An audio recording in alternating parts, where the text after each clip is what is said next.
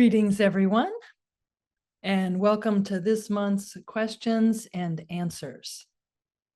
Before we start with our first question, we're going to watch a 2-minute video. Recently, PBS NewsHour included Rosicrucian Park's sustainability achievements in one of their segments, and we're going to watch this now.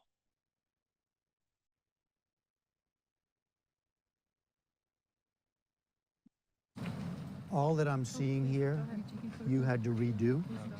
You had to kind of remake the grounds. Yeah, it looked very different before we began our native plants project.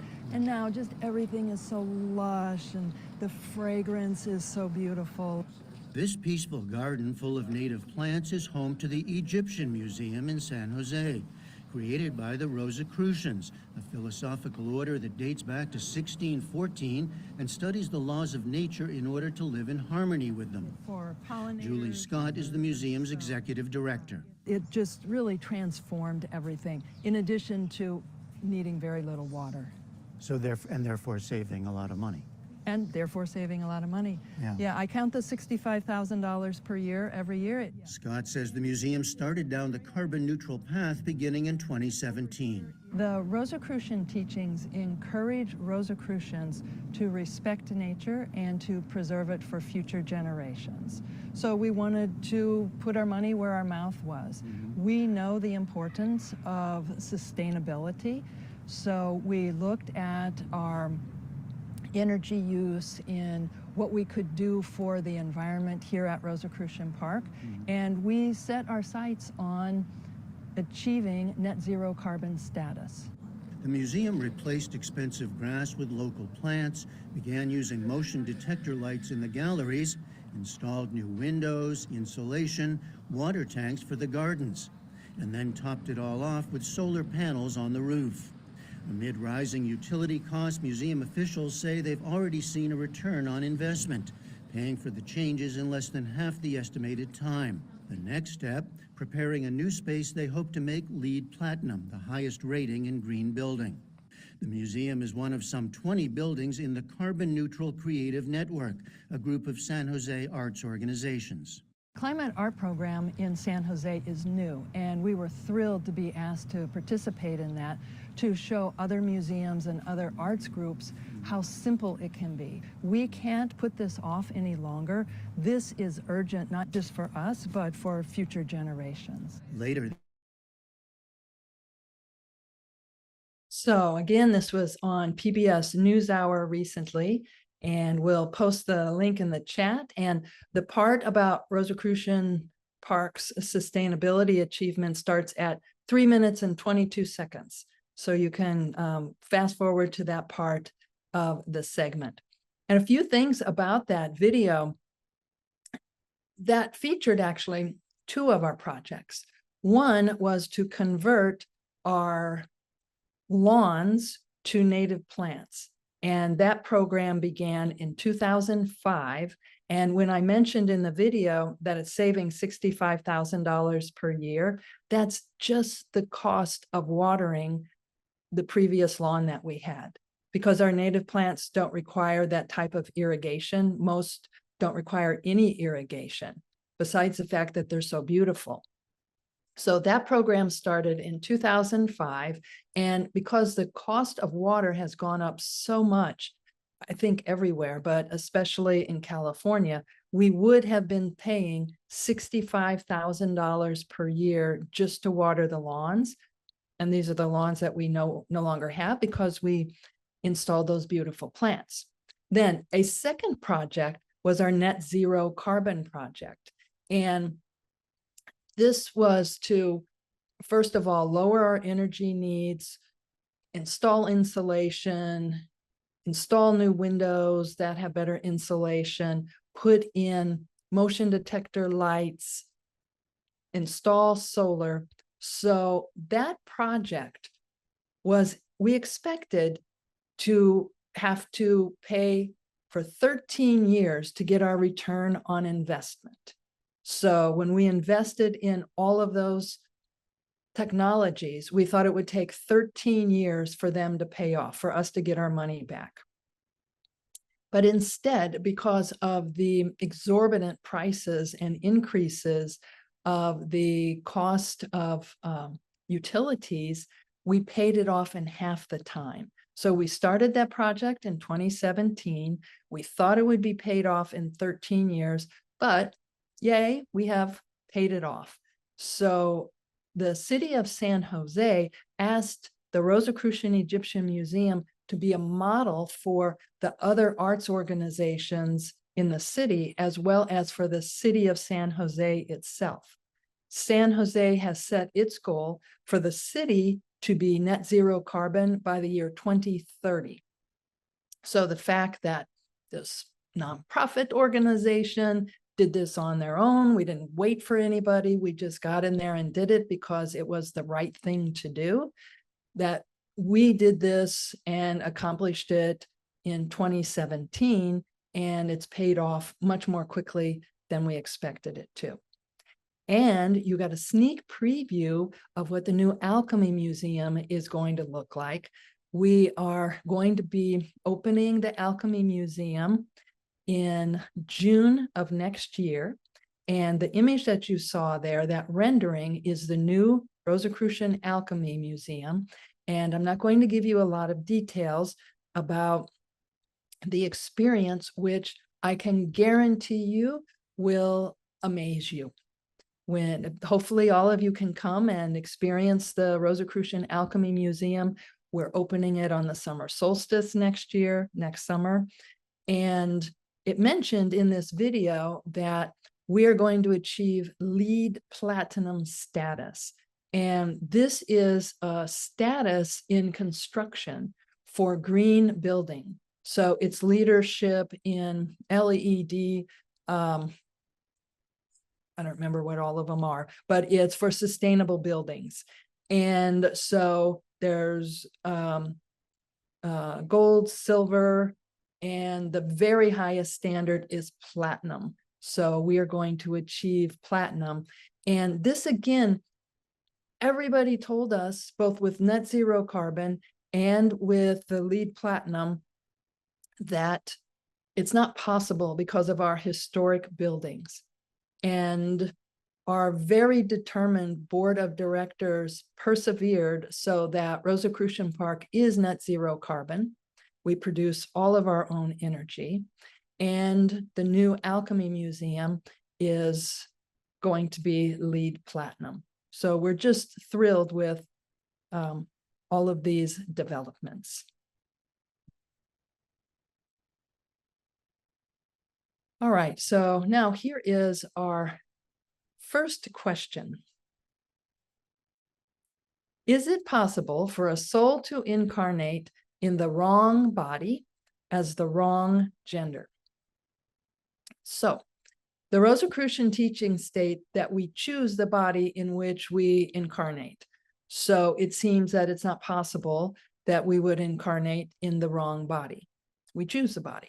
And we choose the family and the nation and the race and our culture in which we're born in order to best learn the lessons that are most important for us to learn.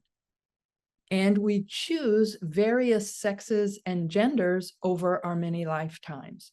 So we may be male in this incarnation, and we may have been a female in 10 previous incarnations.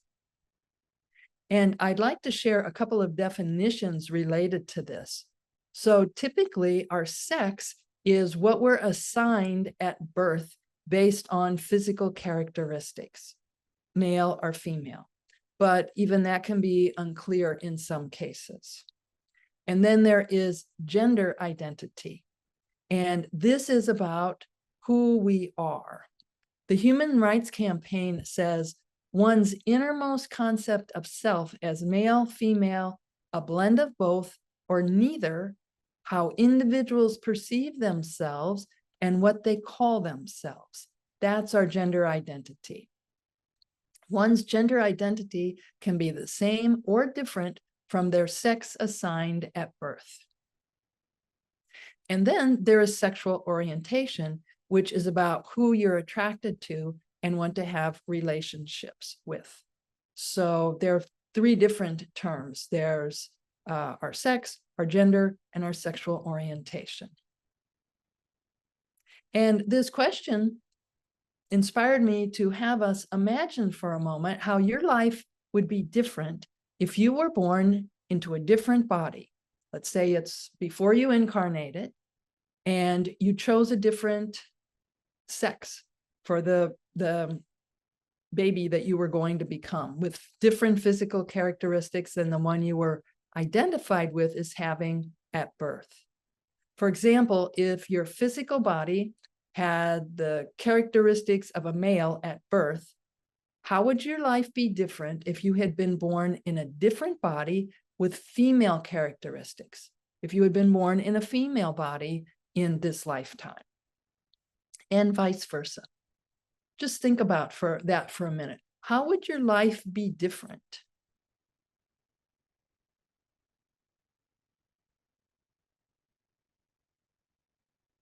I can think of some areas that are really based on our culture. And that might be if you were born into a different sex, you might have different opportunities, or you might have different responsibilities. It also might have something to do with relationships. If we were born in a different body, we might have been able to do different things physically, or not do different things physically. Now let's think about what things might be like for us if we had been born into a body with a different colored skin and a different culture. How would your life be different if you had chosen to be born into a body of a different race than what you were born into? How would your life be different? Again, this might even affect, well, it would affect your opportunities.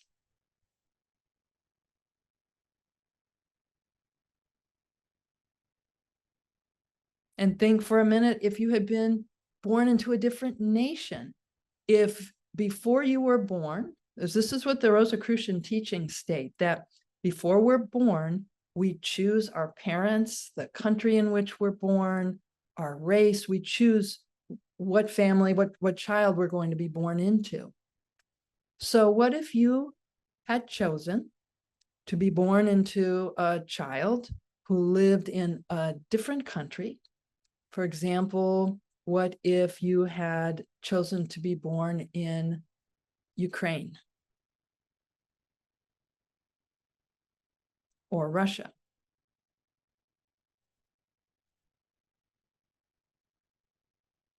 Or Gaza,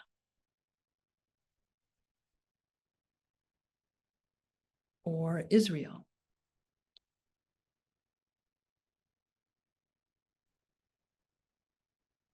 Our next question. I wondered if there is a canon of rules that govern the rose cross, such as the dimensions and proportions, the thickness, etc.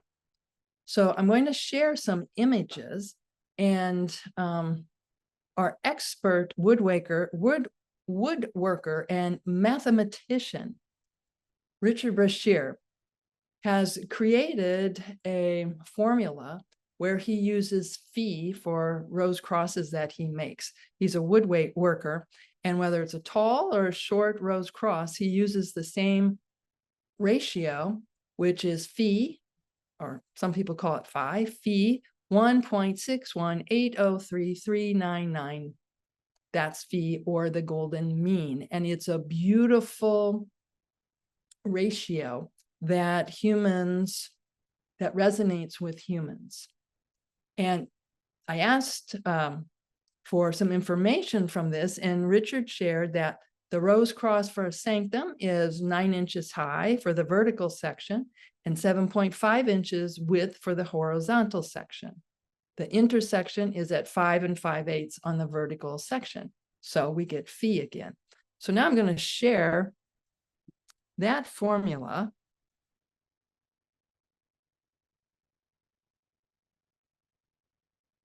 and some rose crosses. So we have featured some rose crosses on the cover of the Rosicrucian Forum for a few years now. And this is the oldest one that's from it's the oldest one that we featured. We're going to have an even older one with our next issue. But this is from the oversized book called The Secret Symbols of the Rosicrucians of the 16th and 17th centuries. So this is an old image of the rose cross. It's very similar to that ratio of phi. And then we have the rose cross that was created by the Rosicrucian mystic, Robert Flood, in the 1600s. And this image is a mural in the Rosicrucian Cultural Center. It's a very large mural. The rose in the center is taller than I am. So this is another example of a rose cross. So again, when with this first one, it didn't say, okay, you do this on phi. It just shows the rose cross. And again, this is Robert Flood's version. So there are many interpretations of what the rose cross can be. This is a rose cross that May Banks Stacy, who was the co-founder of AMORC, gave as a present to H. Spencer Lewis when they founded the Rosicrucian Order AMORC together. She had been traveling to India and Egypt, and she met Rosicrucians there, and they gave her this cross and said, when you get to America, you're going to know what to do with this. You're going to exchange this with someone. And in the meantime, H. Spencer Lewis met with the Rosicrucians in France and accepted the obligation to restart the Rosicrucian Order in the United States. And they said, you're going to meet someone who's going to have some papers and a jewel that this person will help you reform the Rosicrucian Order in the United States in the year 1915. So in the research library, we have this original rose cross that May Banks Stacy gave to H. Spencer Lewis that was part of the formation of the Rosicrucian Order. And we also have created replicas. This is the original, and in the Rosicrucian Research Library, it's the original. But for those who may want a set in their sanctum or just to have at home, you can, we created a rose cross to look just like this. And you can purchase one of those from Agartha Books in Florida. Agartha Books is owned by our dear fratres and soror, dear frater and soror, Michael and Marie Shaluli in Safety Harbor, Florida. And they have these beautiful Rosicrucian accessories and gifts and materials that we use in our sanctums. They have them for sale. It's agarthabooks.com. So if you're interested in a replica cross like this, you can get one from that website. And then here is a rose cross. And this is a photo of the rose cross that was in Johannes Kelpius Lodge. And this is a beautiful stained glass that is in Atlanta Lodge of the Rose Cross. So you can see these different interpretations. This shows the Rose Cross as we visualize it as part of a meditation related to the egregore of the order. And a member created this interpretation of the Rose Cross, which shows it with the balancing yin and yang. Here's another image that we often use of the Rose Cross. And this image was created by an artist showing their interpretation of the Rose Cross. And this image is used by Rosicrucian Grand Lodges around the world, showing the Rose Cross. And here's Richard Brechier's drawing showing the dimensions. So if anybody's interested in this, if you're a woodworker, you can send an email to instruction@rosicrucian.org and we can send you a copy of this so that you can create your own. And we made all of these images available,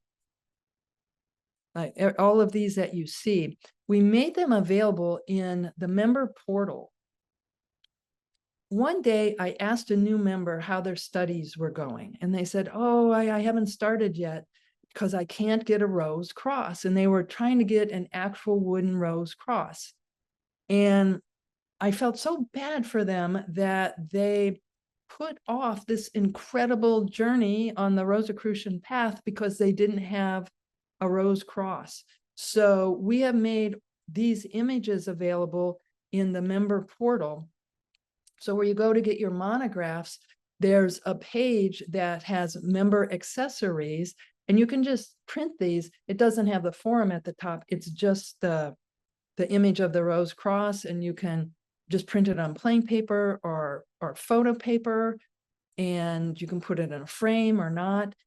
It is helpful to have a rose cross in the sanctum, but it's not necessary to have an actual three-dimensional rose cross. So we made a lot of these images available so that you can get right to your studies. And for candlesticks for your sanctum, any candlesticks will do. So please get to your Rosicrucian sanctum as quickly as possible. So again, these are some of the images. And here's Richard's calculations for, it's really, you know, phi feels good to us. It's the harmony of what we see, the golden ratio. So I'll stop sharing that. All right, so if you are handy, if you are a woodworker, good luck with that. That seems like it'd be a great project. All right. And again, to purchase any Rosicrucian member supplies, we've put the link for Agartha Books in the chat. It's agarthabooks.com. Our next question: who are the presenters for the symposiums? Are they officers of AMORC, experts in the field, volunteers? So the presenters for our symposiums are long-term members. They're volunteers. They're very experienced in the Rosicrucian Order. They're extremely knowledgeable about the Rosicrucian teachings. They've served as officers. They're very involved members in the Rosicrucian Order. Many are experts in their field. For example, one of our presenters is the leading alchemist in the world. Our presenters are from all walks of life. We have university professors, successful entrepreneurs, executives, professionals, moms and dads. So many of our symposium presenters have applied the Rosicrucian teachings in their lives with life-transforming results. And they're inspired to share what they have learned and benefited from. So I'd say that's probably the common factor, is that they are passionate about sharing how the Rosicrucian teachings can improve our lives. Here's our next question. In recent months and during meditation periods, I notice that sometimes I have more difficulties in concentration. I sense a great deal of difficulties concentrating and visualizing my celestial sanctum. Any suggestions? So we have one of our teleconferences that focus the entire period on concentration. So that goes into detail. To summarize, there are two things that really affect our concentration. One is when we're overwhelmed, and the other is when we're distracted. So when our physical senses are constantly aroused, when we're overwhelmed, everything shuts down. So we have so much incoming that we just shut down and we can't concentrate anymore. Or we have distractions. And many people and businesses are trying to get our attention, and they don't want us to pay attention. So whether, well, it's almost always selling something, but it's getting caught up on the internet or on the television or in things going on in the world that we have no influence over, but it's local drama. So these distractions pull us away from being able to concentrate. When we meditate, we can have a piece of paper and a pen handy so that if we just can't get some things out of our mind, now this isn't ideal, but it helps if we just can't concentrate, and we can write down the subject. Like, let's say you're thinking, I must pay this bill. And while you're meditating, you're thinking, I can't forget this. So you could just write down pay bill. So now your mind knows that you've got it on the back burner, and it will let you get back to meditating. Or you can think to yourself thinking while you're meditating. So we're going to practice this now. Close your eyes.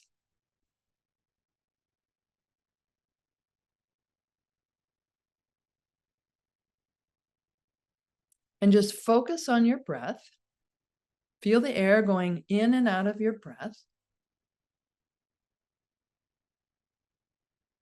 I'm going in and out of your nose. I mean, feel the breath going in and out of your nose.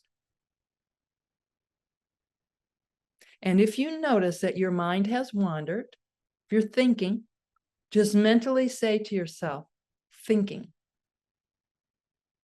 So that's putting that on the back burner.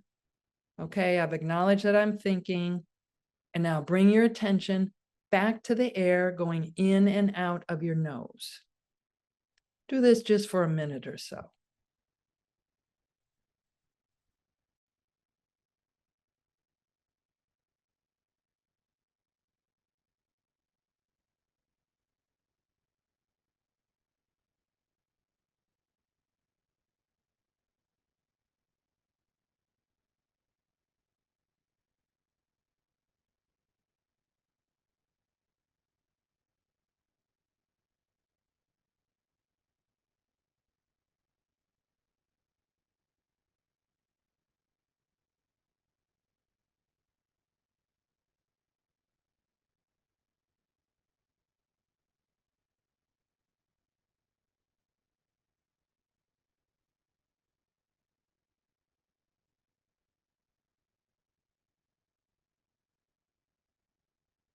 Okay, open your eyes. Now, if you notice that your mind wandered, you get a gold star. Maybe you've already developed your discipline over your thoughts enough that your mind didn't wander. But if your mind did wander and you recognized it, that is worth celebrating. You could even use this not just for meditation, but to keep your concentration throughout the day. You can keep a journal of when you lose your concentration because of distractions or overwhelm. Like, you can do it as you go along during the day, or you could do it at the end of the day and say, wow, I really lost my focus. I ended up just going down this rabbit hole on the internet, or I answered one email and then instead of completing that, I went and did something else and then had to start all over when I came back to the email, or the same thing if you were baking a cake or whatever you're doing. We can keep a journal to see when we are losing our concentration. And there is some science behind why this is effective. So we keep the journal and say, boy, I really lost my focus doing whatever. And then we pat ourselves on the back because we realize, okay, I was overwhelmed or I was distracted. By recognizing when we did it, it gives us a little dopamine hit. If we don't realize we're being we're losing our focus, that we're not concentrating, then there is no reward. But imagine in your notebook, you give yourself a little star. You can just draw a star. You can give yourself a gold star. You can just say it. You're rewarding yourself. This gives you a little dopamine hit when you notice what caused you to lose your concentration. And then when you've done this enough, you'll become so aware that you stop before you actually do what breaks your concentration. So celebrate your increased awareness. And we talked about the dopamine before and how we're rewarded. Dopamine feels good. When our body releases the hormone dopamine, it feels good. And I've mentioned before, like, I often keep a to-do list because when I mark through, I did that, it gives me a dopamine hit. And it's the same way with this. If any of you have ever done or are doing a Duolingo language app, I've got a streak going with Duolingo, and there are bells and whistles going off every time I come and practice the language. And it's so funny because when I complete whatever my lesson is for that day, if I got everything right, it says take a bow, and it has a little character who does a bow. And I realized that, I'm just looking at the app on my phone. I realized that when it says take a bow, my head was going down like that, like taking a bow, because I said 10 sentences somewhat decently in French. So, but it's a dopamine hit. They do those little fireworks going off and the characters giving you, pumping like that. And all of this releases this dopamine that makes us feel good.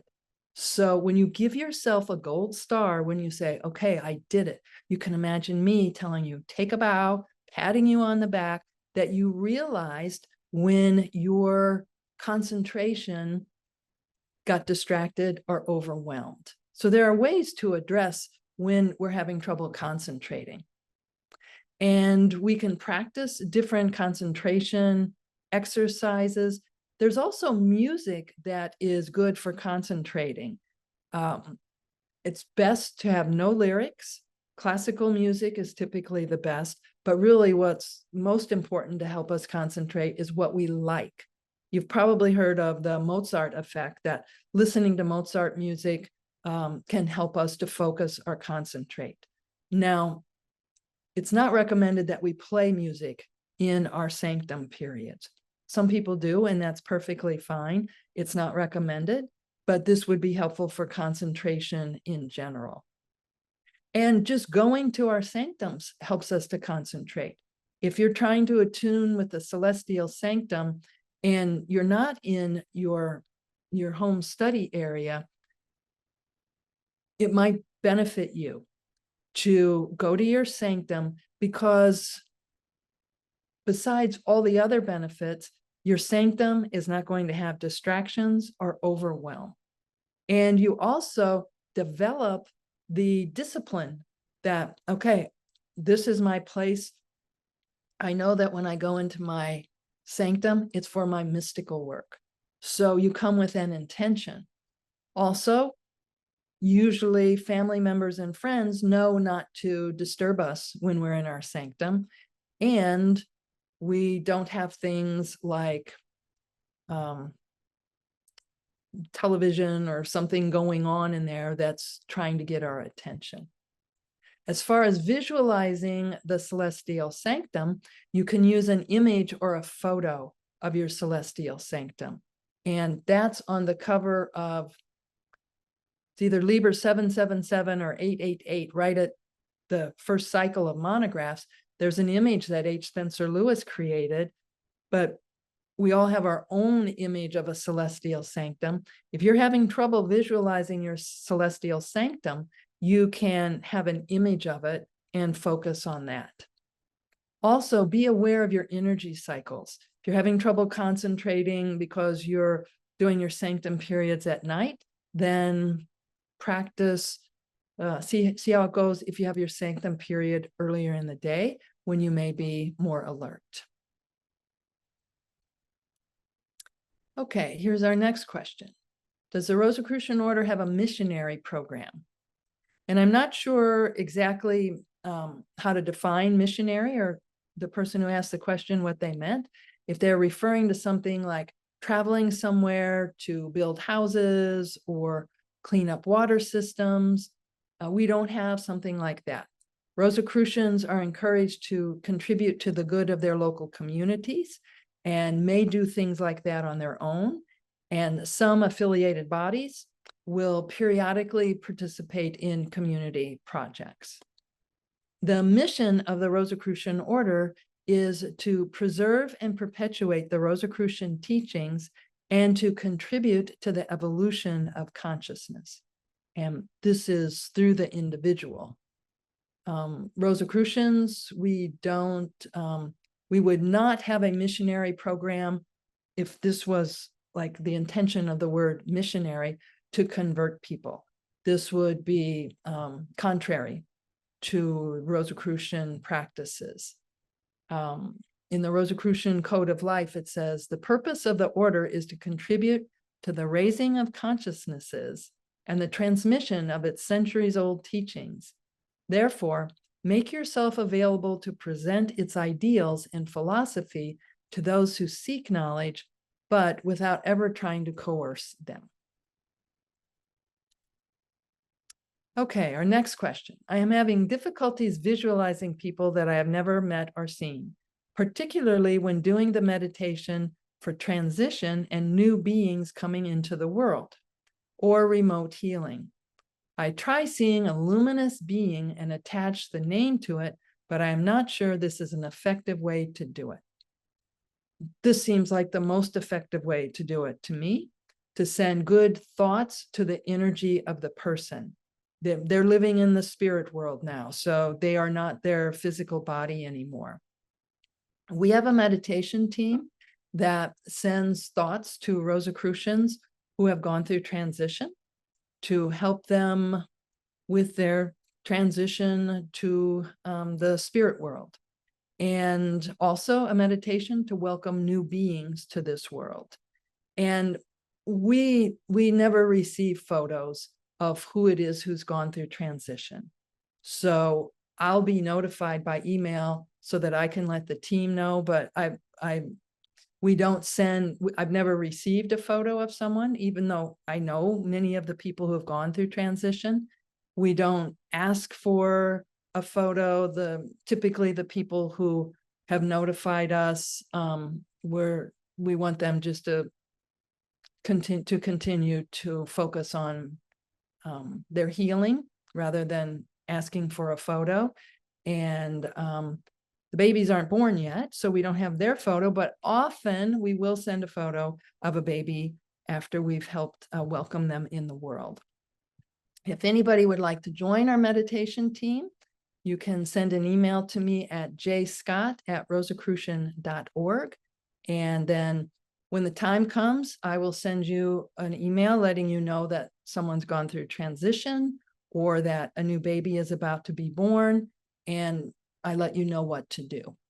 So again, my email is jscott@rosicrucian.org, and I will acknowledge that I received your request. So that way you know I got your email, and I'll send an email back, and it may be a week or a month before we actually have our next meditation. Okay, the next question. Does heaven really exist somewhere in the spiritual realm? If someone dies, where will be their dwelling place until the time of their reincarnation? I'm not talking of duration of time, but the place where the individual will be staying before their time of reincarnation. The Rosicrucian teachings state that we are beings of energy.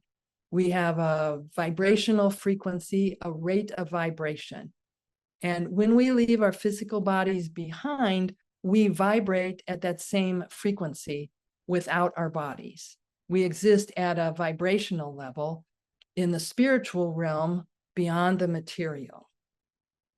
And here's what a Rosicrucian manuscript says. Here's how the Rosicrucian philosophy views death. At the final moment when death finally occurs, that is, at the moment that the deceased releases his or her last breath, the soul frees itself from the body and gradually rises into the spiritual world. The soul is at this time fully conscious that its earthly life is over and feels no fear because it understands that it is experiencing a transition that leads it into another world, a world where all is harmony, light, and beauty.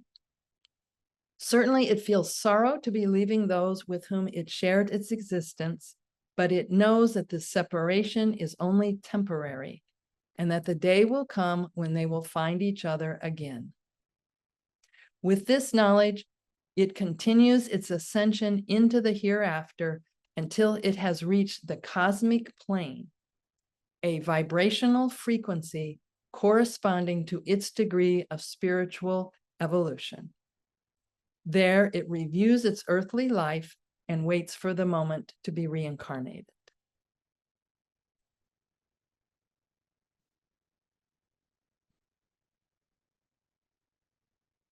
Okay, our next question. What, if any, is AMORC's position on the personage of the Count of Saint-Germain? Some people say that the Count of Saint-Germain was a Rosicrucian. No one knows his real name or origin. He used many names throughout his lifetime, and some people say that it was to protect him from the persecutions of a rival noble family. Some people say that he was born into a noble family and as a young child was sent away to keep him safe, and then he returned when he was an adult. And Rosicrucian manuscript states, Count Saint-Germain was a mysterious personality who astonished Europe during the second half of the 18th century. So in the last half of the 1700s, on which subject Voltaire addressed a letter to Frederick II of Prussia. Here is a man who knows all and is immortal. He was a European adventurer who had interest and achievements in science, alchemy, philosophy, and the arts. Saint-Germain dedicated himself to opening the hearts and souls of those who had political power. He warned Louis XVI on several occasions that the time had come to reform French society, but the king did not heed his admonitions. There is a report that on one occasion, Saint-Germain spoke these famous words to Louis XV, who showed close interest in his ideas. It's said that Saint-Germain said, "Become a Rosicrucian, and I shall explain it all to you." The famous writer Grimm described him. He said he appeared to all those who knew him as a man full of spirit. His natural eloquence was extremely seductive. He had a deep knowledge of history and chemistry, which few could equal. He had a talent in discussions of recalling the most important ancient historical events. He astonished his audience with the originality of his ideas. He spoke many languages fluently, including French, German, Italian, English, Russian, Portuguese, Spanish, Greek, Latin, Sanskrit, Arabic, and Chinese. This astonishing linguistic record, so rare in the 18th century, has never been explained. So that's what's described in this manuscript. It was reported that he died suddenly in 1784, but some say that he didn't really die, and there were many reports of seeing him after that. Okay, here's our last question. In meditations, which factor plays the greatest part in producing the desired results? Is it the intoned vowel sound or meditative belief of the student or the efficacy of the student's successful ability in the meditation process? First, as we have already discussed, it's helpful to have a quiet place where we will not be disturbed. And our sanctum provides a place that has no overwhelm or distractions, When we enter, we know what to do. We've already established the vibrations of that place. So going to our sanctum helps to put us in a meditative mood, to have our vibrations in that frequency. And this is no surprise. It feels very different to read your monographs sitting on a couch or on a bus versus going into your sanctum, having the way the sanctum's set up, knowing that you've been in there before, knowing why you're there. So going to our sanctum is very helpful. Breath helps to take us within, and the vowel sounds stimulate our psychic centers, which are centers of energy and information within us. So all of these are helpful. We practiced the breathing before. We'll do this one more time. So please close your eyes. Take 3 deep breaths, becoming more relaxed with each exhalation.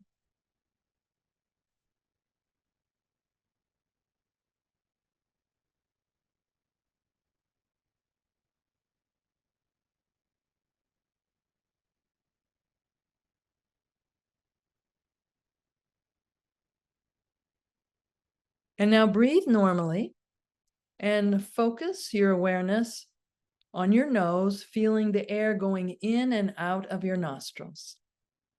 And if your mind wanders, you know what to do.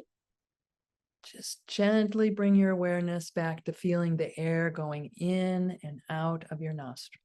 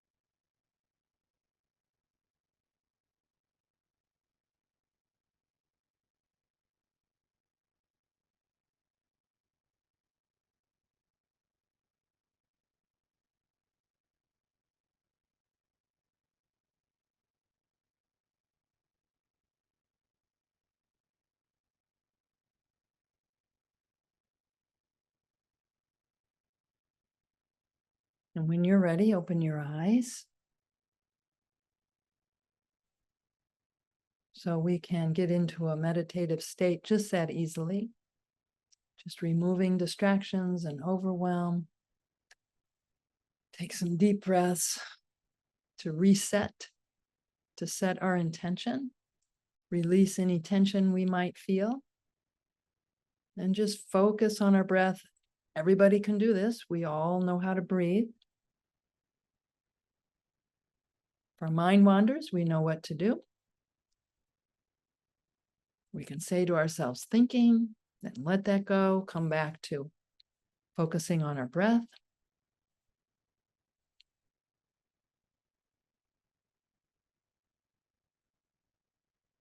And it just begins to change our brain waves and our physiology, and just setting the conditions for us to go within. And you can practice this to see what's most effective for you. Adding the vowel sounds, adding visualizations.